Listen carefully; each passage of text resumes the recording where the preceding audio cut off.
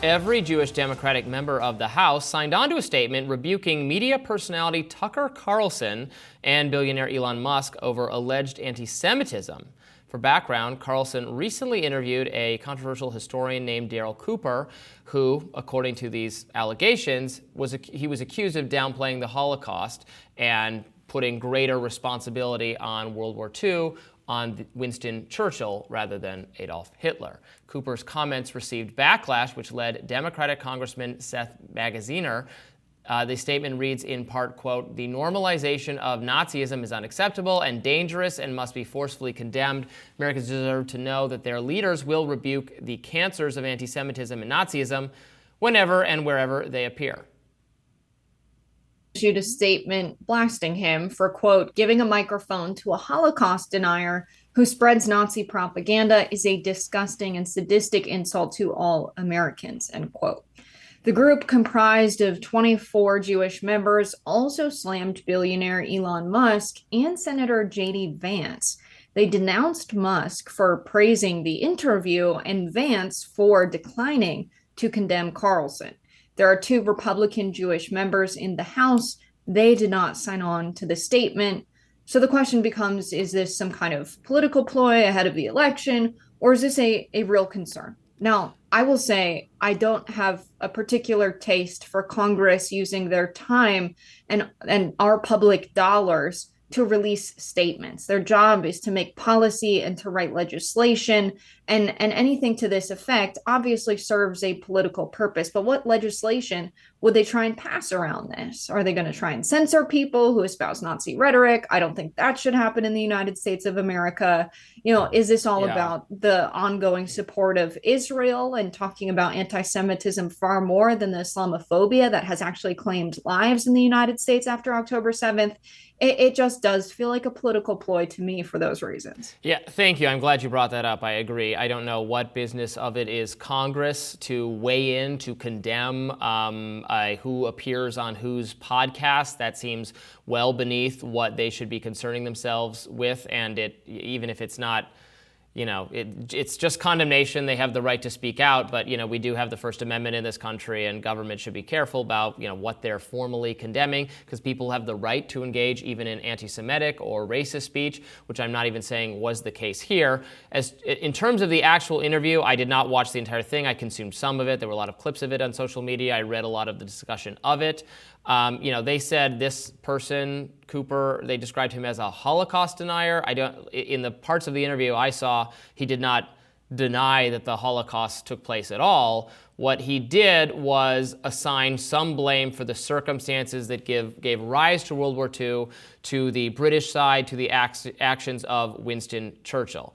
Now, I do not agree with his analysis, and I think he was absolutely minimizing the responsibility of Germany for what took place. So I don't agree with his analysis. I don't think it is so far beyond the pale to say, well, mistakes were also made in terms of other countries' policies that gave rise to World War II, including what happened in World War I and so on. You can always tell, history is in fact always more complicated than a good guys, bad guys narrative, right? And you can always, and I think it's important to explain, what actions were taken and put things in greater context. Now, that can obviously be done in service of minimizing anti-Semitism or genocide or whatever it is done for that purpose sometimes, and that's wrong.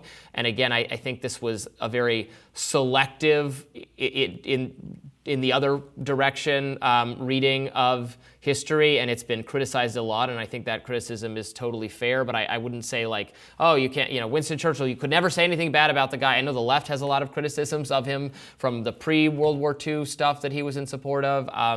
I think that's fine. History is often, in fact, more complicated, and we should not demonize, efforts to be more, to explore other avenues. But again, that is not I do not agree with the context, the content of the interview to the extent I watched it.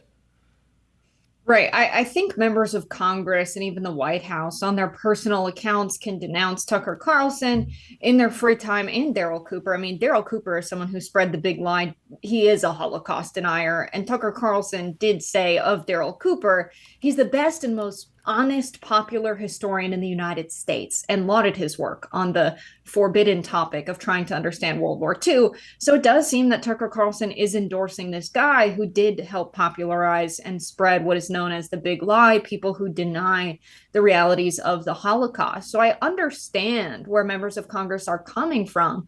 I just don't think that they should use their platform as members of Congress to make statements, to pass legislation saying, we as members of Congress in our official working hours say we don't like this guy or we don't like what these people are saying.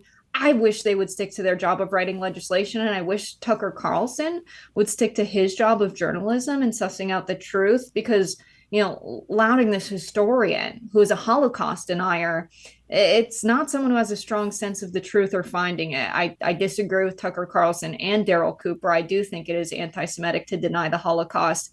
That being said, I also think it's anti-Semitic to deny the Holocaust. I did not see in what I watched of that interview him deny that the Holocaust took place. Maybe he has elsewhere. I take your word for it if that's what you're asserting. I just don't know. I've no doubt that I disagree with his analysis. As I've said, I disagree with the analysis I heard. I think it minimizes the responsibility of the German government, of Hitler, of Nazis, etc. There was some point where he says that they were just unprepared for the number of prisoners of war they took in as a result of conflict with Russia. That is very much a minimizing responsibility. So I agree with you, but I did not know who this person was, to be abundantly clear, until the appearance on Tucker Carlson. I've never heard of him before, so I do not agree with Tucker that he is this incredibly popular, influential, or well-known historian, given I never heard of him. That doesn't mean I'm not the most plugged in online person in the entire world, but I do host a internet YouTube policy show with you. So I think I probably would have heard of him if he was the leading person for alternative analysis or contrarian viewpoints on this subject. Yeah, I think that's part of the problem, is that now people know who Darryl Cooper is. Tucker Carlson, this widely watched and trusted guy, is saying he's the best and most honest historian. I think that's a problem. The main thing about Congress and the White House denouncing this is that makes people curious. Anytime people feel like their government is hiding things from them, they want to understand exactly what that is. And public education around World War II is abysmal. Because I was in trade school, I did not get the history class that covered World War II. I did not get an education on World War II until I was an undergraduate student at college.